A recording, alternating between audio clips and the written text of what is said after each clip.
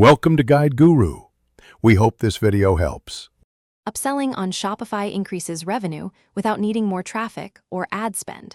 Focus on raising average order value by targeted offers and clear placement. Many merchants see gains between 10% and 30% when offers match cart intent. Start with accurate product data and proper pricing tiers for complementary items. Use analytics to track when customers accept offers and adjust messaging. Plan 3 upsell positions: product page, cart drawer, and post-purchase confirmation.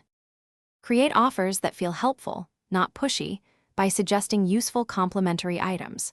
Price those offers between and zero based on category and profit margins.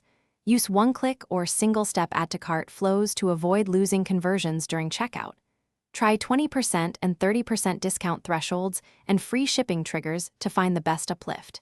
Keep copy clear and benefit-driven, with specific savings and urgency when appropriate. Include images and short bullet features for each upsell to implement upsells using a staged testing plan with clear metrics and timelines. Split traffic with A/B tests for 2 to 4 weeks to measure AOV and conversion changes.